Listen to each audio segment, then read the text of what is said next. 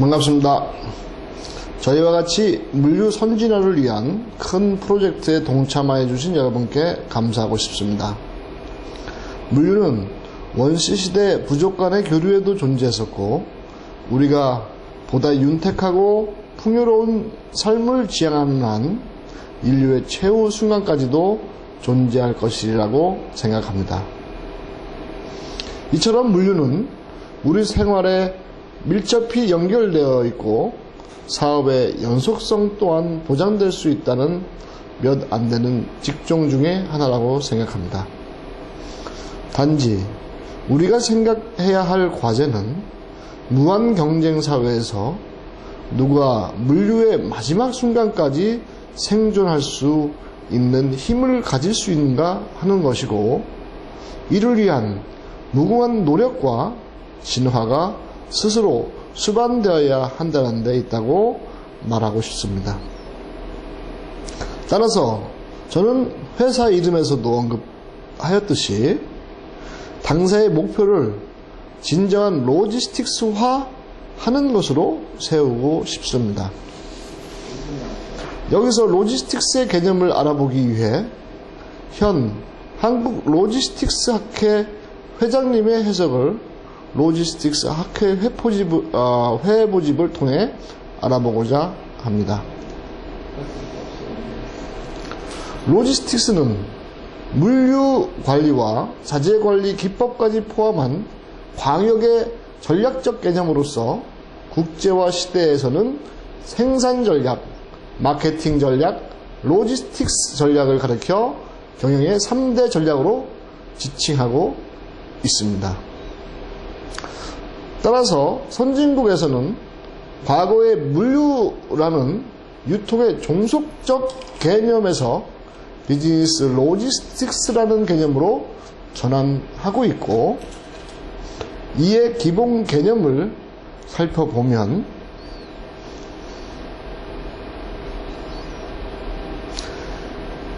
로지스틱스의 기본 개념과 물류의 기본 개념의 가장 큰 차이점을 알아보면, 물류는 비용을 절감하면서 효율을 중시하지만 로지스틱스는 이익이 발생된다면 비용이 들어도 효과를 중시한다는 점에서 경영 전략에 큰 차이가 있다고 이렇게 밝히고 있습니다.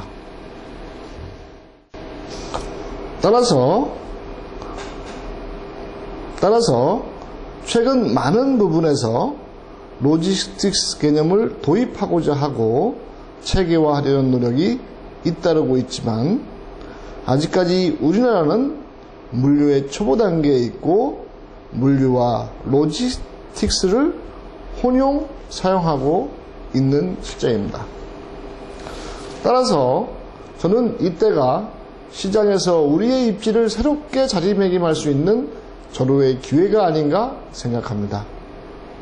여러분 개개인이 스스로에 맞는 로지스틱스 개념을 정립하고 이의 활용을 마켓에서 적용한 후 결과를 토론하고 더욱 발전된 개념을 당사에 도입시킨다면 가장 앞장서서 로지스틱스를 이끌어갈 수 있는 회사가 될 수 있을 것이라고 확신합니다.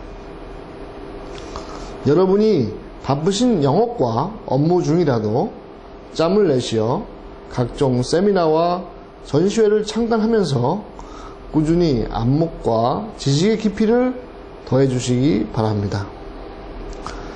앞으로의 교육과정에 대해서 짧게 말씀드리겠습니다.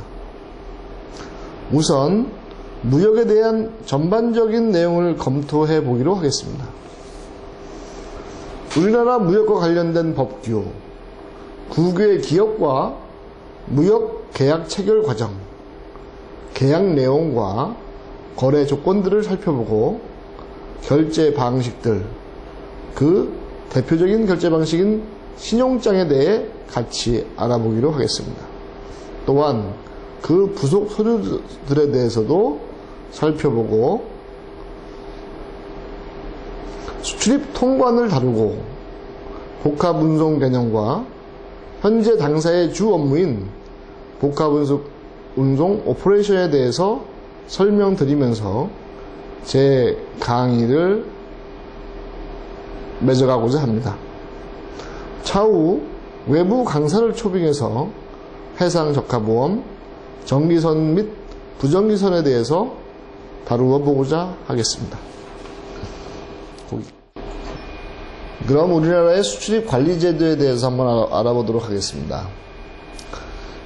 수출입 관리를 위해서는 우리나라에서는 몇 가지 법으로 그 수출입에 대해서 통제 또는 어떤 규칙을 정해주고 있는데요. 그거에 대한 그 제반적인 사항을 알아보면 일반 그 수출입이라는 어떤 형태적인 면에서 그 외환관리법과 대외무역법 그리고 관세법 이게 크게 세 가지로 세 가지 법으로서 우리가 지금 그 관리가 되고 있고 그 외에 그 40여 개 특별법으로 이루어지고 있습니다. 그래서 저희가 그 대외무역법이란 무엇이냐는 질문에 대해서 보면 그 대외무역을 진흥하고 공정한 거래 질서를 확립하여 국제수지의 균형과 통상의 확대를 도모함으로써 국민 경제의 발전에 이바지함 이렇게 지금 그 목적은 되어 있습니다. 그 대외무역법에 서 다루고 있는 그 우리 법에서에 다루고 있는 걸 보면 그 법들은 보면 인적 관리 대상, 물적 관리 대상, 행위 관리, 그 다음에 무역 관련 기타 행정 관리 이렇게 세 가지의 관점에서 항상 보고 있어요. 그리고 그 밑에로는 그 법에 대한 시행령과 그 관리 규정을 이렇게 해서 이제 이해를 아마 좀 편하게 도표화 시킨 겁니다. 그래서 일단은 그 인적 관리 대상에는 뭐 여기서 그 업자를 하나의 그 인적인 어떤 그 자원으로 판단해서 무역업자, 그 다음에 무역 대리업자, 무역 등록 면제자 이런 식으로 이제 구분되어 있습니다. 이건 무슨 이야기냐면 무역 등록을 안 하고도 무역을 할 수 있는 이런 것도 있습니다. 이런 업체들이 있어요. 쉽게 말하면 뭐 정부라든지 뭐 국방부라든지 뭐 그런 거겠죠. 그 다음에 어떤 그 물적 관리 대상과 행위 관리에 대해서는 저희가 보면 1년에 한두 번 정도, 두 번이죠. 정기적으로 보면 봄, 가을로 수출입 공고 또는 수출입 승인에 대한 어떤 사항들입니다. 그래서 수출입 승인이라고 하면 어떤 그 협회라든지, 여기서 보면 섬유협회나 그런 데서 이제 어떤 수출입 승인을 받는 게 있습니다. 아이템에 따라서 틀립니다. 그 다음에 그 무역 관련 기타 행정관리가 있는데 이거는 이제 수출입 질서를 유지하고 각종 벌금에 대한 사항이 있다. 그 다음에 그 대외무역법에는 그 시행령과 무역법 시행령과 무역 관리 규정이 있다. 이런 식으로 이제 총체적으로 뭐 여기서는 이해를 하시고요. 사실은 이 대외무역법에 대한 것만 한다 하더라도 우리가 그 대외무역법만 하더라도 관리하고 있는 부분이 많아요. 그래서 책자가 하나 정도 되는데 지금 내가 찾을 수가 없네요. 여기 어디냐면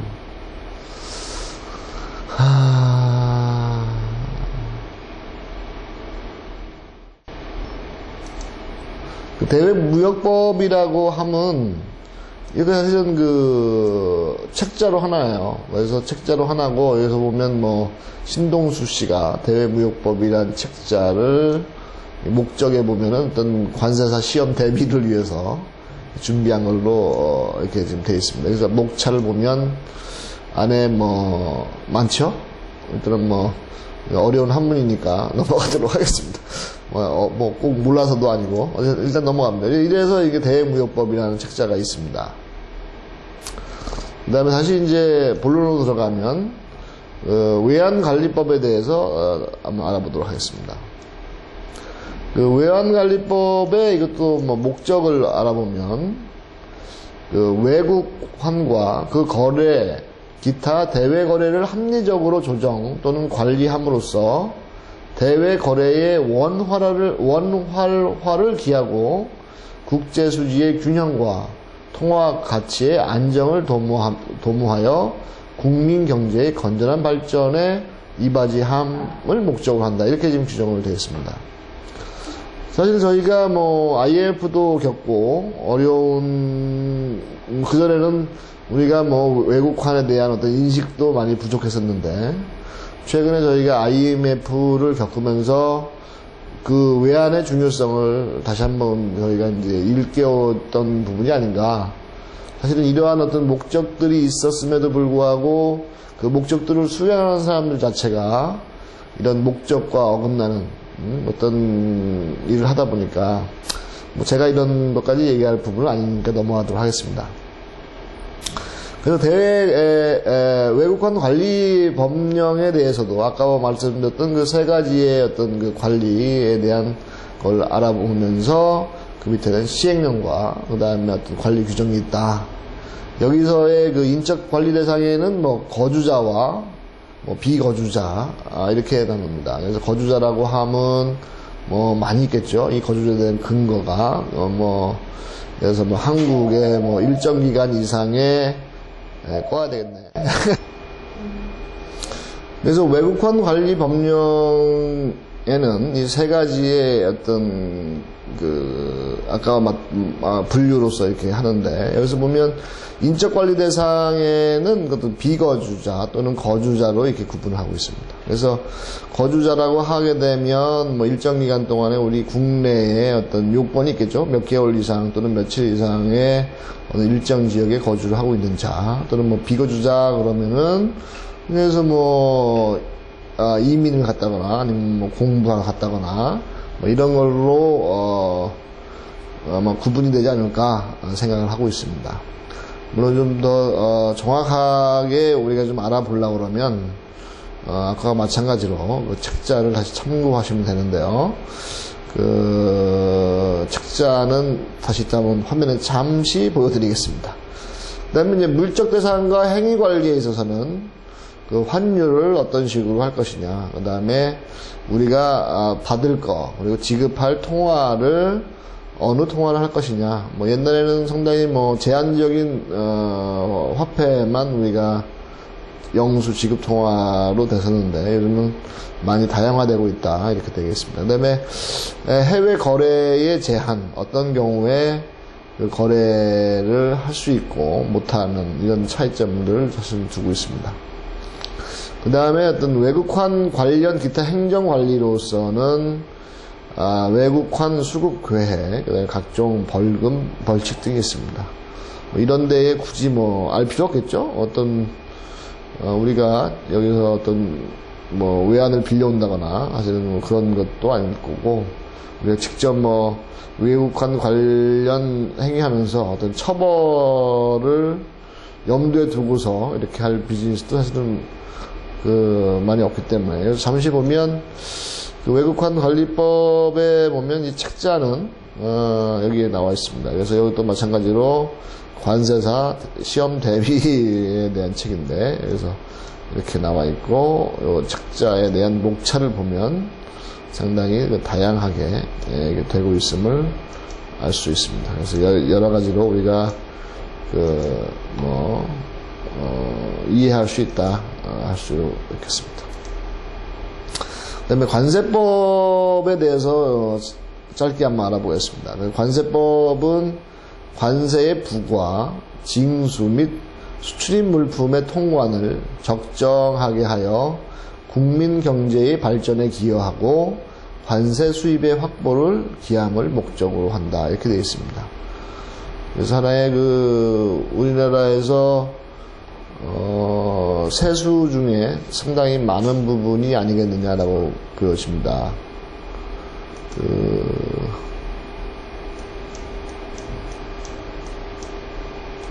그래서 그 관세법에 대해서도 저희가 알아보면 인적 관리 대상에는 통관을 누가 하느냐, 통관을 누가 할 수 있는지에 대한 그 통관 가능자를 하고 있고, 그 통관, 그 납세는 또 누가 하느냐. 사실은 통관하는 사람과 납세자가 같을 수가 있고, 뭐 틀릴 수가 있고 그렇습니다. 이건 차츰 우리가 좀 더 세부적으로 나아가면서 좀 더 알아보겠습니다.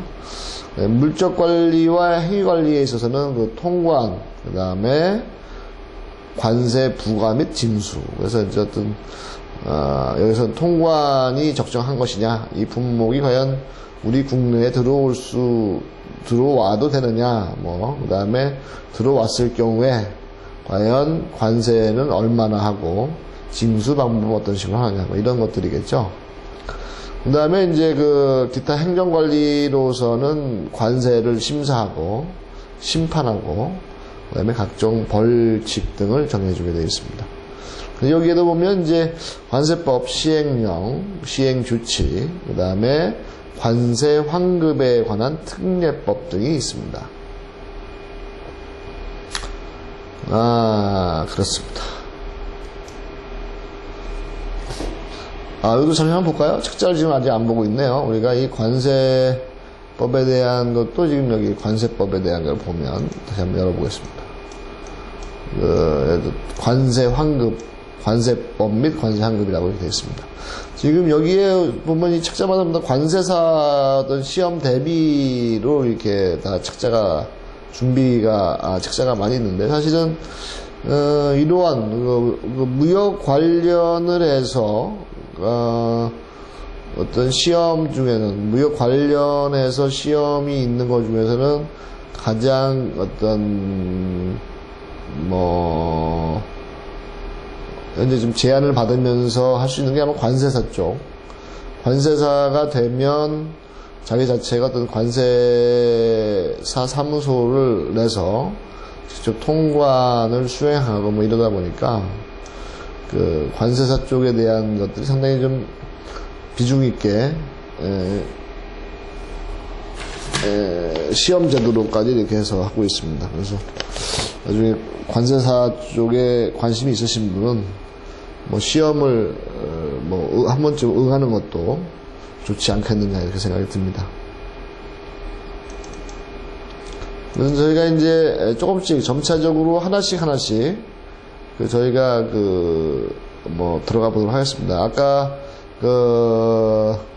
대외무역법에서 정의했던 어떤 무역업과 무역 대리업자를 한번 비교해서 한번 저희가 한번 알아보도록 하겠습니다. 너무 크네요. 좀 줄이겠습니다. 그래서 무역업자와 무역 대리업자 이렇게 두 가지로 이제 가장 크게 무역에서 우리는 구분할 수가 있습니다. 그래서 여기서 보면 개념에 한번 알아보면, 무역업이라고 하면 자기 명의로 자기 책임하에 물품의 수출과 수입을 업으로 하는 자, 꼭 자기 명의와 자기 책임하에 이렇게 한다는 것이고, 무역 대리업이라고 하면 어떤 외국의 수입업자 또는 수출업자의 위임을 받은 자가 국내에서 수출품의 구매 또는 수입 계약의 체결과 이들의 부대되는 행위를 업을 하는 자, 이렇게 되어 있습니다. 그래서 이 무역 대리업이라고 하는 자는 직접 자기 이름으로 하는 게 아니라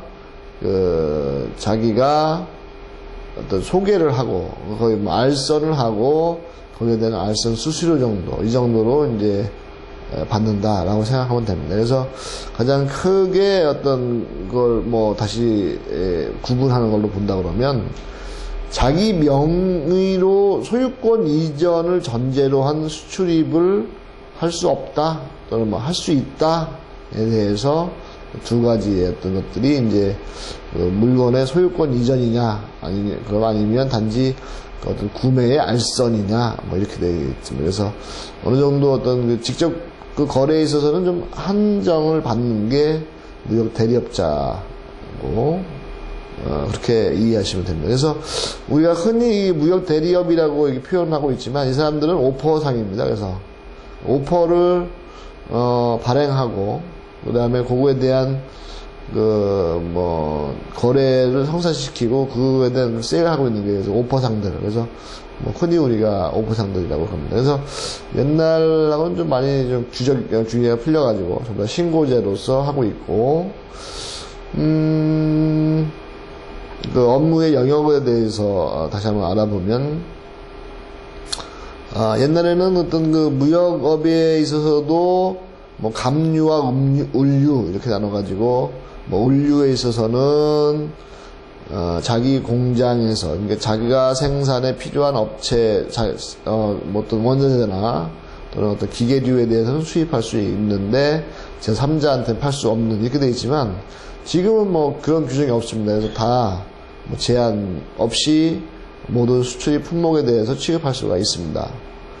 그리고 이제 어떤 수출입도 대행할 수가 있습니다. 그래서 무역업을 직접 할 수 없는 자들이 이 무역업자한테 와서 의뢰하면 어떤 일정 수수료를 받고서 하죠. 무역 대리업은 아직까지도 어떤 감류와 운류는 이제 지금 로 나누어지는데, 그래서 감류 같은 경우에는 외국 수출업자를 대리하여 물품 매도 확약서를 발행을 합니다. 그래서 이 사람들 같은 경우에는 어떤 협회가 있어서 대한 무역 대리점 협회가 있어서 여기에서 다 등록을 합니다. 그래서 자기가 외국의 어느 회사와 대리점 계약을 맺었다, 이런 걸 신고를 하고, 거기에 대해서 어떤 오퍼의 진위성에 대해서도, 다 신고를 합니다. 그렇게 되면, 이 대리점 협회에서는 그 오퍼가, 옛날에는, 오퍼가, 아무나 가졌을 때, 그래서 미국의 포드 자동차 회사에서 어떤 판매하는 그 제품에 대해서 국내에 대리점이 돼서 그 판매를 주도하는 회사라고 하면, 이 무역 대리점 협회에 가입이 되게 되면 다른 업체가 포드 자동차를 사러 왔을 때 그 회사를 경유해서 하도록 이렇게 조정을 해주고, 이제 그런 역할도 사실은 해왔어요. 근데 지금도 제가 그렇게 하는지는, 아직 한번 확인을 다시 한번 해볼 필요가 있겠어요. 왜냐면 요즘은 하도 어떤 규제가 완화되고, 어떤 옛날에는 1대1 계약만 허용하던 거였어요. 그래서 포드 자동차, 그러면은, 포드 자동차의 한국 대리점이면, 한성실업, 이렇게 한 군데에서만 그걸 보고, 나머지 업체에서는, 그 포드 자동차의 대리점인 한성 어떤 업체에다가만 의뢰해야지, 국내에 수입할 수 있었는데, 요즘은 어떤 독점적으로 어떤 한 대리점만 할 수 있는 게 아니라 1대2 또는 다수의 대리점으로서 등록이 가능하게 요즘은 많이 법제가 풀렸기 때문에, 물론 본사 정책에 의해서 국내에 대리점을 하나만 두겠다, 이거는 지금도 하나일 수가 있겠고 하나로 존재할 수가 있는데, 그렇지 않고 품목에 따라서는 경쟁을 줘야 되겠다, 그랬을 때는 이렇게 다원화할 수 있습니다.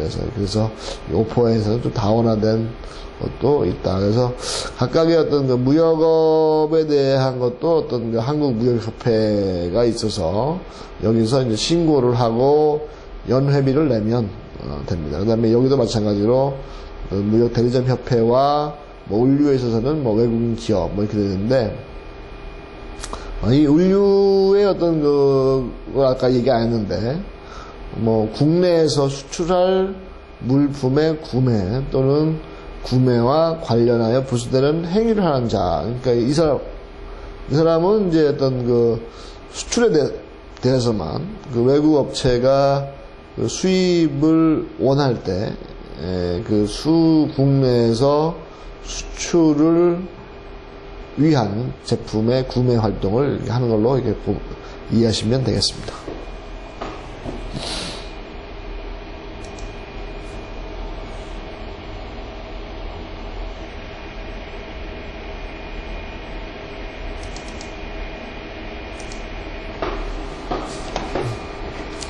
다음에는 저희가 수출입 계약이 어떤 식으로 이루어지고, 그 계약에 따른 어떤 크레임은 어떤 것들이 있는가, 뭐 이런 것들에 대해서 한번 알아보도록 하겠습니다. 이 큰 타이틀을 보면, 무역 계약의 체결 절차, 그 다음에 거래 상대방 발굴 방법, 그 다음에 신용조사, 그 다음에 무역 거래 체결 방법, 그 다음에 무역 거래 조건, 인코텀스, 그 다음에 각 인코텀스에 나와 있는 조항 중에 하나인 각 조항들에 대해서 한번 쭉 한번 알아보도록 하겠습니다. 물론 여기서 제가 다 취급은 못할 겁니다. 왜냐면은 지금 거래 발굴 방법이라든지 신용조사 방법 같은 거는 제가 여기서 삭제를 하고 넘어가도록 하겠습니다. 그래서 무역 계약이 어떤 식으로 이루어지느냐 하는 거는 여러분들도 많이 해봤지만 무역이라고 해서 별도의 크게 어떤 중요하거나 색다른 건 사실은 없어요. 단지 좀 격지간의 원거리에서 이루어지는 형태이기 때문에 그렇지, 쉽게 말해서 우리가 동네에서 아침에 시장을 가서 그 시장에 가서 흥정을 하고 대금 지불 또는 제품 선별 이런 것들을 한다라고 쉽게 이해하면 됩니다. 근데 그게 국가 간에 이루어지다 보니까 각 국가의 관습도 틀리고 무역법이라든지 그런 제재 조항도 틀리고 해서 그런 것들을 다 어떤 이해하고 좀 공부하려다 보니까 그래서 좀 힘든 면이 사실은 있습니다. 그래서 쉽게 말하면 어떤 계약 체결에 대한 거 보면 우리가 한국에서 여러 시장이 있잖아요. 미국 시장 이런 시장들. 그래서 이제 마켓 리서치를 합니다. 그래서 시장에 가가지고 자기가 마음에 드는 시장에 갑니다. 그래서 내 품목에는 어떠한 시장이 좋겠다. 이렇게 너무 크죠 화면을 조금 줄이도록 하겠습니다.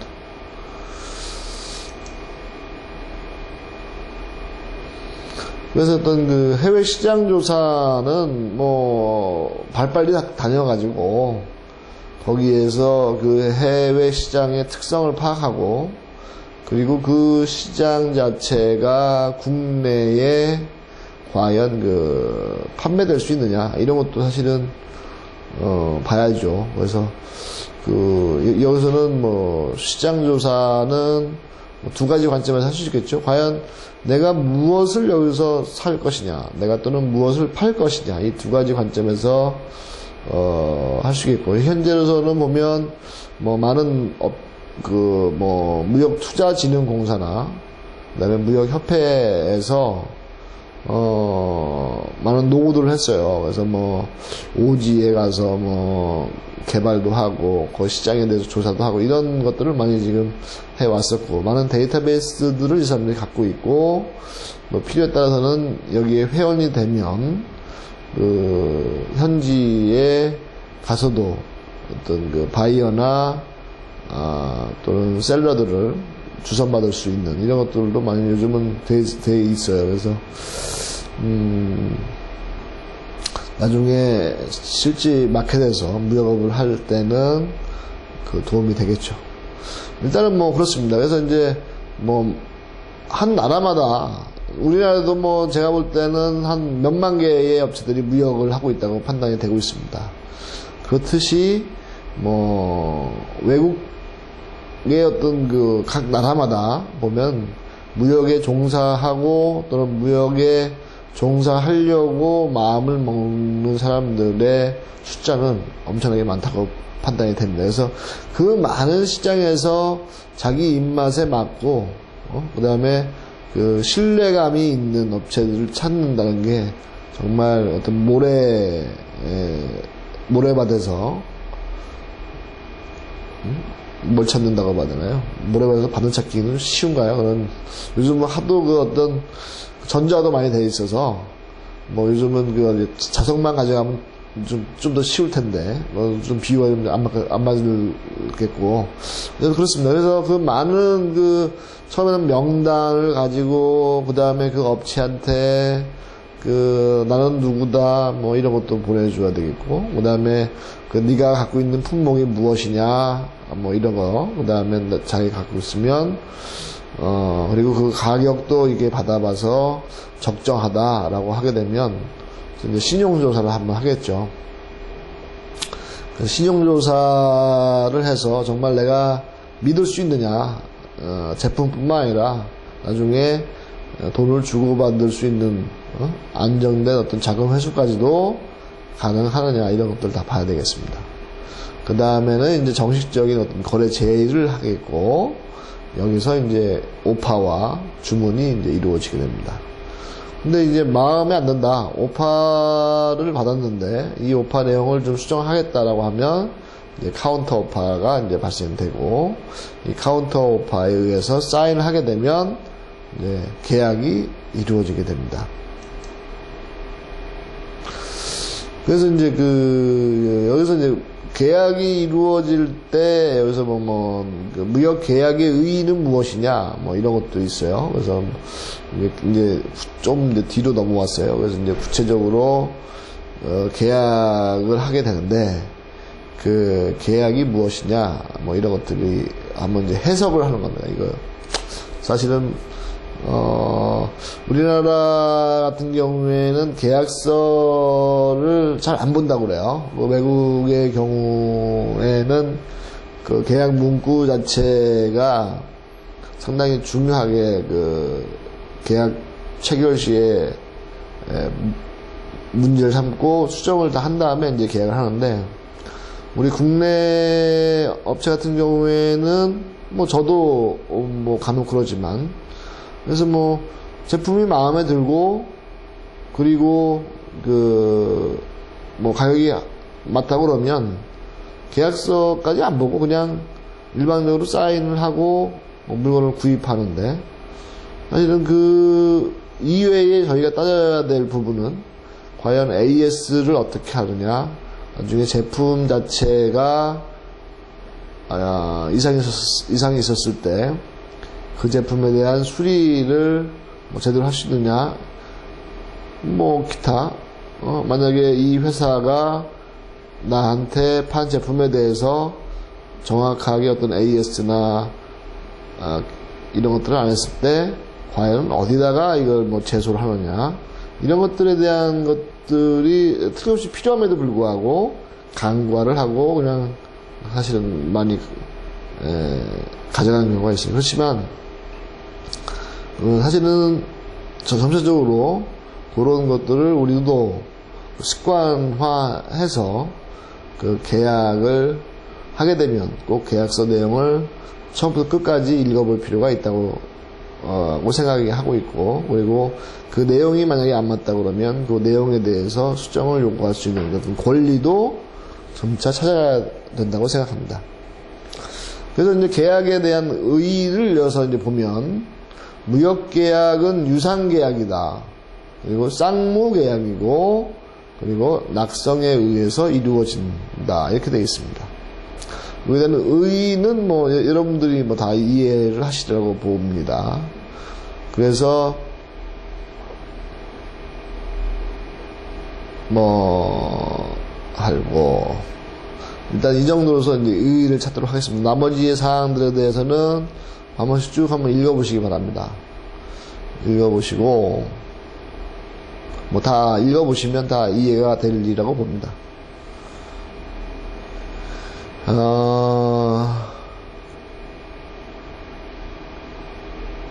그래서 이제 여기 보면 그 계약의 체결 방법에는 어떤 총괄 계약이라는 게 있고 그 다음에 이제 개별 계약이라고 있습니다. 그래서 총괄 계약이라고 하게 되면 뭐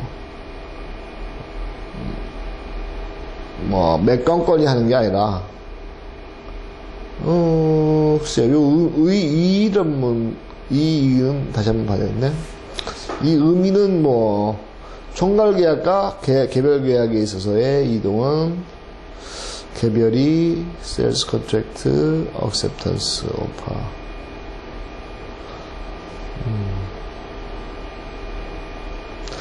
이거에 대한 다시 한번 봐야 되겠네, 이건 지금 도대체 총괄계약의 의미와 개별계약의 의미, 뭐, 이걸 봐야 되는데, 이건 우회를 다시 한번 봐야 되겠네요, 사실은. 무역계약, 한번 읽어보겠습니다. 무역 거래 시에는 최초 거래 시 또는 매 건별로 장래 여러 가지 거래를 전개하기 위한 포괄적 준칙으로서 제너럴 어그리먼트를 약정해야 한다. 즉 거래 방법의 예측 가능한 일관성 유지, 장래에 발생할지도 모르는 무역 분쟁의 예방, 해결을 위하여 최초 거래 개시 이전에 반드시 제너럴 어그리먼트를 체결해야 된다. 이게 이제 총괄 계약의 의미네요, 이게. 그래서 총괄 계약이라 하게 되면 이런 것들을 다 우리가 미리 사전에 해야 되고, 그 다음에 매 건별로는 수출자의 청약에 대해서 수입자의 승낙에 의하거나 아니면 수입자의 주문에 대하여 수출자의 주문 형식으로 무역 계약이 체결된다. 그래서 오퍼에 대한 억셉턴스가 이루어지면 계약은 성립된 것으로 간주되므로 불이행 시는 클레임이 제기될 수 있다. 뭐 이렇게 됐습니다. 그래서 그렇게 봤을 때는 이 총괄 계약이라 하게 되면 어떤 제품의 건별이 아니라 앞으로의 어떤 그 책임에 대한 거라든지 그 책임에 대한 어떤 그 예방과 분쟁 해결에 대한 어떤 포괄적인 내용이 이제 포함되어 있고, 나중에 개별 계약에서는 단지 실계약에 대해서 나와 있다고 판단하면 되겠습니다. 그래서 이제 여기서 나오는 게 이제 오파, 뭐 카운터 오파, 뭐 그다음에 컨트랙트, 뭐 이런 것들이 여기서 이제 이루어지겠죠. 여기 보면 이제 이런 것들이 나옵니다. 그래서 계약서의 이름에 따라서 세일즈 노트나 세일즈 컨트랙트, 그다음에 컨퍼메이션 of order 뭐 이런 식으로 되어 있겠죠. 그다음에 여기 보면 매수인 쪽이 만약에 한다면 purchase note, purchase contract, order 뭐 이런 식으로 이제 구분을 하고 있습니다. 그래서 저희가 맨 처음에 이제 오파가 바이어가 했건 셀러가 했건 간에 이제 오파가 이루어지게 되면 거기에 대한 억셉턴스가 이루어지면서 지금으로 이제 계약이 체결된다 이렇게 되어 있는데, 거기에 대한 정의를 한번 또 내렸어요. 그래서 이 오파라 하면 청약자가 피청약자와 일정한 조건으로 계약을 체결하고 싶다는 의사표시다 이렇게 되어 있습니다. 그래서 뭐 셀러가 하게 되면 셀링 오파가 되는 거고, 바이어가 하게 되면 이제 바이어 오파가 되는 거고, 발행지에 따라서 국내 발행을 한 오파냐 아니면 해외 발행 오파냐 봤을 때, 이 국내 발행 오파는 뭐냐면 아까 얘기했듯이 무역 대리업자가 본사의 권한을 위임받아서 국내에서 발행하는 게 이제 국내 발행업체 발행 오파고, 이 국외 발행 오파라는 얘기는 직접 셀러나 바이어가 해외에 있는 바이어나 셀러가 발행하는 오파다 이렇게 보시면 됩니다. 그 다음에 기한이 있느냐 없느냐에 따라서 폼 오파냐 아니면 프리 오파냐 해서, 프리 오파라는 경우에는 기간이 명시가 안 되어 있겠죠. 그 다음에 억셉턴스라고 하는 거는 상대방의 폼 오파에 동의한다는 확정적인 의사표시다 이렇게 되어 있습니다. 그래서 이걸 억셉턴스를 함으로 인해서 계약은 성사가 되고 그 다음 단계를 발견했죠. 그래서 이제 그렇게 됩니다. 그 다음 우리가 이 오파라는 어떤 계약 자체가 국가 간의 어떤 거래다 보니까 이 도대체 오파가 언제 내가 받았고, 언제 내가 발행했고, 뭐 이런 거에 따라서 상당히 그 여기 보면 승낙통지의 효력 발생 시기 이렇게 되어 있는데, 그 오파의 효력이 발생되느냐, 이런 것들이 나옵니다. 그래서 각 국가마다 어떤 틀립니다. 그래서 한국에서는 보면은, 도달주의와 어떤 발신주의, 이런 것들을 병행해서, 활용되고 있는데, 각각의 어떤 체제에 따라서, 각각의 어떤,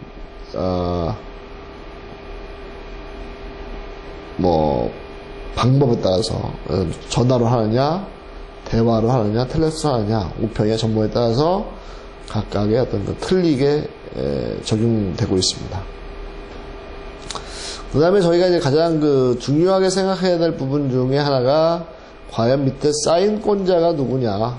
계약서를, 우리는 받긴 받았는데, 도대체 이 계약에 대해서 우리가 어느 정도 신뢰성을 가져야 되느냐, 이런 것들도 사실이 있어요. 그래서 서명한 자가 누구냐에 따라서 어떤 서명이냐가 이제 나오는데, 여기 보면 이제 계약 당사자가 어떤 법인의 대표인 경우, 그래서 이제 자기가 어떤 회사의 이름을 쓰고 밑에다가 사인권자의 이름과 자기 이름을 같이 하면서 밑에다 이제 직책을 표하게 되죠. 이렇게 되면 이 회사가 직접적으로 계약에 임했다, 계약서에 날인했다, 이렇게 보시면 됩니다. 근데 만약에 그렇지 아니하고 대리인이 계약 당사자를 대신하여 서명하는 경우도 있습니다. 그래서 꼭 계약자가 바로 있는 게 아니라 중간에서 계약 대리인이 나올 수가 있겠죠. 그러면 이 사람 같은 경우에는 그 회사로부터 어떤 회사의 권리 능력의 범위 또는 대표권의 범위에 대하여 확인을 받아가지고 위임을 받아서 하게 됩니다. 그래서 자기가 위임을 하게 되는데, 위임장에 의하여 대리 서명을 정식적으로 했다 하게 되면 회사 명찰에 PP per proclamation 또는 his duly authorized attorney in the presence of, 이렇게 해서 이런 내용을 붙이고 서명자의 직함을 기재를 하게 됩니다. 그래서 회사의 대표자가 아니고 회사의 어떤 부장이나 차부장 정도, 또는 그 회사가 차부장 정도 되겠죠. 이렇게 하게 되면 이제 PP, ABC, CO, LTD 이런 식으로 해서 회사에서 정식적인 위임장을 받은 서명자가 했다, 이렇게 봐집니다. 그렇지만 대리 서명권자가 어떤 권한이 없는 자가 할 수도 있어요. 자기는 단지 사인을 하라고 해서 한 거다 라고 할 때는 여기다가 for라든지 by나 per를 붙입니다. 그래서 for ABC 컴퍼니, 그래서 ABC 컴퍼니 리미티드를 대신해서 by 내가 했다, 이렇게 되는 거죠. 그래서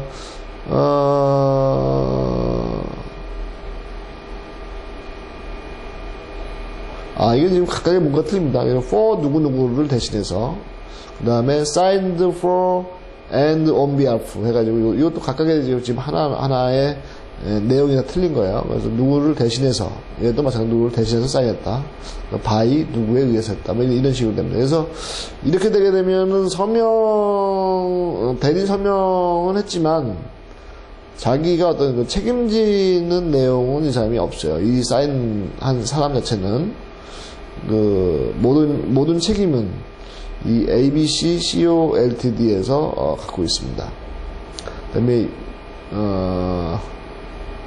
이 사람 같은 경우는 대리 서명권자이기 때문에 자기가 자기의 의지에 의해서 계약 내용을 바꾸거나 할 수는 없고, 항상 중간에서 조율을 해서 상호간에 컨펌이 났을 경우에만 계약서에 확인을 해줘야 됩니다.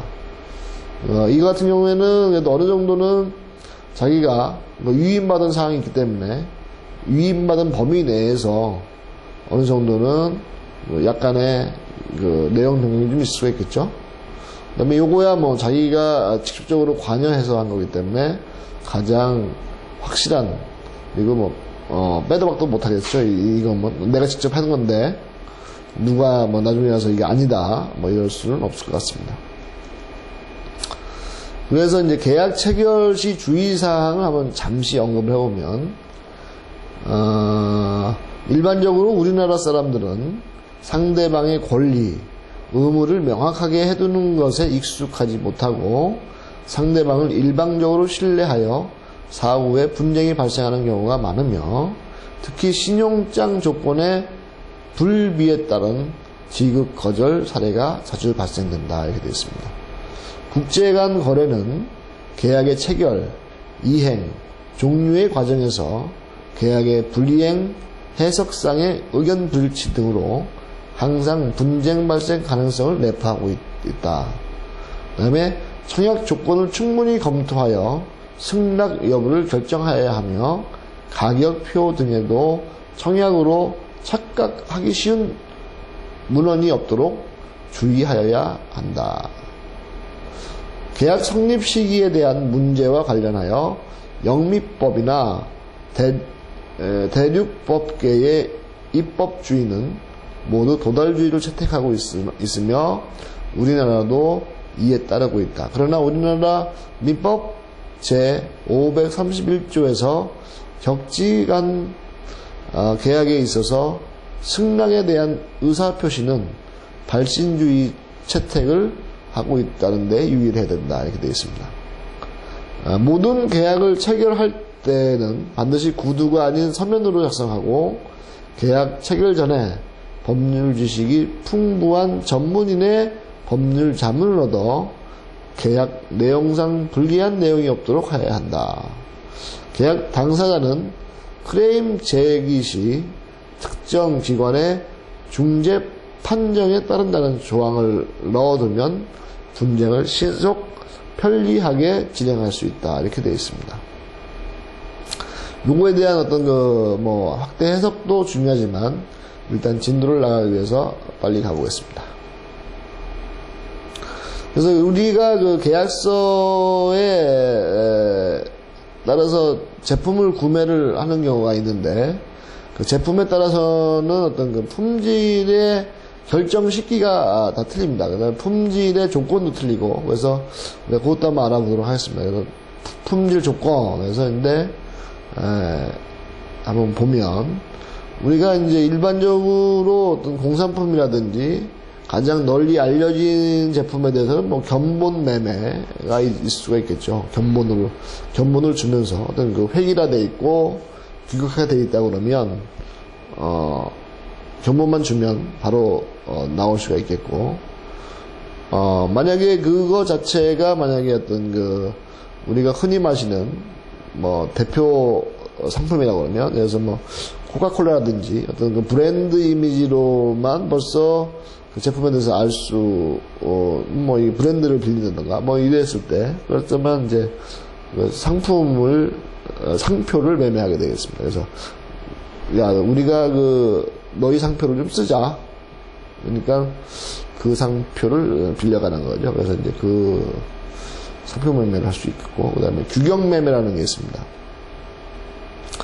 그래서 어떤 계약서 내에 그 장비에 대한 구체적인 성능이나 스펙 같은 거를 다 집어넣어 가지고, 왜냐면 그걸 만들어서 줄 수는 없고 일일이 사용자에 따라서 다 틀리기 때문에, 그래서 그런 계약 내용에 우리가 공급이나 또는 받을 제품에 대한 내용을 구체화시켜서 하는 게 이제 규격 매매가 있습니다. 그 다음에 이제 표준품 매매다 해가지고 이제 주로 농산물이나 어떤 광산품 같은 경우 이런 것들이 있겠죠. 그래서 여기에서 나와 있는 게 이제 FAQ냐, 뭐 GMQ냐, 뭐 이런 게 있습니다. 그래서 이걸 보면 FAQ 같은 경우에는 평균 중등 품질 조건입니다. 그래서 평균적으로 당해 지역에서 생산되는 동종 물품 가운데 중급 수준 품질의 것을 인도하기로 약정하는 방법이 FAQ입니다. 그 다음에 이제 GMQ 같은 경우에는 판매 적격 품질 조건으로서 물품을 인도할 당시의 품질이 당해 물품의 성질이나 상관습상 판매하기에 적합한 수준이어야 된다, 이렇게 되어 있습니다. 이 조건은 주로 원목, 냉동어류, 광석류의 거래에 사용되며 당초에 숨은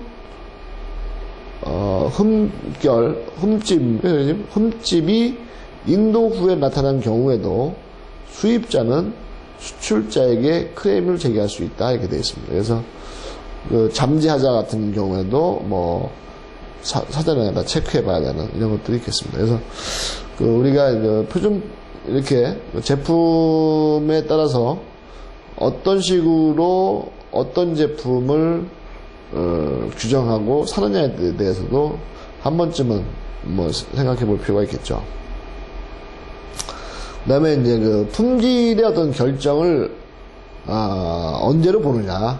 과연 그것도 좀 아이템이 다양하니까 틀리는데, 그래서 이제 선적 품질 요건에다 해가지고 제품이 배에 실리는 시기에 선적 시에 공인 검사 기관의 품질 확인을 받았다면 운송 도중에 변질되어 도착지에서 하자를 발생했더라도 수출상은 이에 대한 책임을 지지 않는다, 이렇게 되어 있습니다. 그래서 만약에 그 선적 품질 조건으로 선적했을 때 내용이 이렇습니다. 그 다음에 이제 양육 품질 조건이라고 해서 운송 도중에 품질이 변질될 수 있는 곡물, 피혁, 어류 등과 같은 1차 상품의 경우에는 양육지에서 품질 검사를 한 것이 계약 조건과 일치하여야 수출사항이 면책될 수 있다, 이렇게 되어 있습니다. 지금 말해서 만약에 저희가 이제 바나나를 수입을 한다고 했을 때 선적 시에는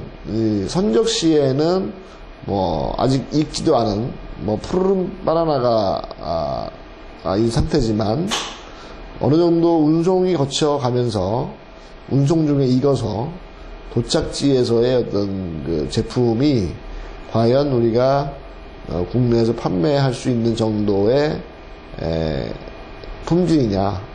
물론 그 도착 시점에서도 다 익으면 안 되겠죠. 왜냐면 이미 그때 다 익었다 그러면 유통 과정에서 또 걸리는 시간도 있기 때문에 상당히 좀 까다롭습니다. 그래서 그런 것들도 뭐 생각을 해서 양육 품질 시에 어느 정도까지 돼야 되느냐, 뭐 이런 것도 할 필요가 있겠습니다. 그래서 이제 그 다음에 곡물 거래 시에 쓰여지는 조건들이 있는데, 뭐 영국 런던의 곡물 시장을 중심으로 해서 정립된 어떤 조건이고, 그 TQ 해서 이건 뭐 선적시, 뭐 RT 해서 양하시, 뭐 SD 그래서 이거는 뭐 TQ와 RT를 가미했다. 그래서 이건 이제 TQ는 우에서 봤을 때의 그 선적 품질 조건에 해당되는 거고, 그 다음에 양육 품질 조건은 뭐 RT에 해당되는 거, 이런 걸 볼 수 있겠죠. 그래서 뭐 그렇습니다. 그래서 그 제품에 따라서 다양하게 사전 검토할 필요가 있는 게 많이 있습니다. 그 다음에 수량은 어떻게 하느냐. 과연 수량을 뭐 중량으로 하느냐, 뭐 길이로 하느냐, 아니면 용적으로 하느냐, 뭐 포장 어떤 또는 개수 등의 어떤 것들이 있겠죠. 제품에 따라서는 다 이게 적용될 수가 있습니다. 그래서 뭐 철 제품 같은 경우에는 그래서 뭐 원광석을 가졌다 그러면 이제 중량으로 하겠죠. 물론 중량 중에서도 원광석 같은 경우에는 과연 그 중에 그 광물의 함량이 얼마나 되냐, 뭐 이런 것도 중요하겠죠. 광물의 함량이 얼마나 되며 그 양이 얼마냐, 뭐 이렇게 되겠고, 뭐 길이에서 보면 우리가 철 제품에서 뭐 H빔 같은 경우에 몇 메다의 길이고, 물론 사이즈도 다 있겠죠. 뭐 사이즈도 뭐 몇 미리의 뭐 길이, 각각의 길이는 얼마를 하고 뭐 이런 것도 많이 이렇게 일단은 뭐 그런 용적이라든지 포장, 개수 등 이런 게 있습니다. 그래서 그 다음에 갖다가 이제 개체 포장이나 포장 단위 상품의 경우는 구체적인 수량을 약정하면 된다. 뭐 이렇게 되어 있습니다. 이거는 하나하나로 이렇게 할 수 있는 거고. 정말 요 위에는 그 한계 어떤 그 단위가 아니라 어떤 좀 총괄적인 게 되고, 밑에는 이제 개별 포장이 가능한 것들 이런 게 되겠죠. 그다음에 중량에 의한 그 중량을 규정하는 거에 대해서도 뭐 각 국마다 사실은 조금씩 차이점들이 있습니다. 근데 우리가 일반적으로 보면 이제 제가 볼 때는 메트릭톤은 1톤이다 뭐 이렇게 지금 많이 사실은 지금 쓰고 있어요. 이쪽으로. 근데 뭐 여기 보면 뭐 LTST 뭐 이런 것도 있는데, 사실은 제가 볼 때는 그 유럽 대륙 국가 관행에 따른 것들이 지금 많이 쓰여지고 있지 않느냐 이런 생각을 지금 이걸 보면서 하게 됩니다. 그래서 그렇지만 참고적으로 우리가 영국과 미국에 대해서 해야 된다. 이 사람들이 꼭 자기의 상관습에 의해서 한다 그러면은 이것도 한 번쯤은 중량에 의해서 브랜드는 품목이라고 그러면 생각을 해봐야 될 품목이라고 생각합니다. 그 다음에 이제 벌크 프로덕트라는 게 있는데, 이건 뭐냐면 포장을 하지 아니하고 그냥 그 제품 자체만을 가지고 이제 우리가 운송할 때, 아까 위에서 제가 뭐 광물에 대한 얘기를 했는데, 사실은 그 광물이 중량에 대한 것도 있지만 이렇게 이제 벌크로서, 왜냐면 이 자체적인 어떤 뭐 포장을 할 수 없겠죠. 뭐 모래를 수입한다. 모래도 수입 많이 합니다. 여러분들이 보면 모래를 한다든지 아니면은 우리가 뭐 곡물을 수입한다든지 뭐 이랬을 때 그걸 낮게 포장하는 것보다 그 전체적인 어떤 그 상태대로 이렇게 하는 게 있습니다. 그래서 이게 보면 벌크 화물은 운송 과정에서 손모 또는 손실이 불가피, 요건 잠시 다시 한번 레코드 하면, 그럼 우리는 이 우회 상위에서 얘기했던 제품들과 다시 한번 여기서 우리가 제품 포장 중에서 벌크 화물에 대한 수량에 대해서 한번 알아보면, 벌크 화물은 운송 과정에서 손모 또는 손실이 불가피하게 발생하는데, 이 경우 사용되는 모아, 오아, 레스입니다. ml. 사실은 저희가 많은 부분에서 약자로 표기를 많이 합니다. 앞으로 요즘은 좀 뭐 이메일이다 팩스다 이래서 좀 약자는 좀 들 썼는데, 옛날에 텔렉스로서 주로 교신을 했을 경우에는 텔렉스의 그 한자 자체가 이제 돈이거든요, 사실은. 그래서 뭐 프리즈 그러면 PLS 이 정도, 그다음에 as soon as possible 그러면 ASAP 뭐 이런 식으로 해가지고 그 뜻을 단어를 줄이는 경우, 또는 그 문구 자체를 줄이는 경우, 이런 식으로 많이 있어요. 그래서 많이 사용되는 거라든지 그런 것들에 있어서는 많이 줄여서 많이 사용합니다. 그래서 여기에서도 보면 이제 뭐 ML 해가지고 모아와 레스 이런 것들이 있습니다. 요게 잠시 요게 나왔기 때문에 설명을 드리는데, 앞으로도 많은 부분에 있어서 무역 용어를 보시다 보면 이런 어떤 조건들에 있어서 약자로 많이 사용되는 것들이 많이 있습니다. 그래서 그런 경우에는 한 번씩 좀 찾아보고 하다 보면 금방 또 익숙해지리라고 봅니다. 그래서 이제 사용되는 경우 이런 ML 조건이 있고, 그 다음에 대략이라고 해서 approximate quantity term이라는 게 있고, 그 다음에 수량의 일정한 과부족이 발생되어도 계약 위반으로 보지 않는다는 인도상의 문제일 뿐이고, 과부족에 따른 금전적인 손해를 어느 일방이 감수해야 한다는 것은 아니다, 이렇게 됐습니다. 그러니까 벌크 환물에 있어서 그 ML 조건이 있다 해서 이거 내가 좀 들으셨는데 제가 들으시는 부분에 대해서 돈을 당연히 다 주겠구나, 이런 생각을 하면 안 됩니다. 이거는 뭐냐면 정확하게 그 양을 실을 수가 없으니까 대체적으로 우리가 양의 하에 우리가 조금 융통성을 양에 대해서 준 거지, 이 자체가 계약 금액은 틀리다, 이렇게 보시면 됩니다.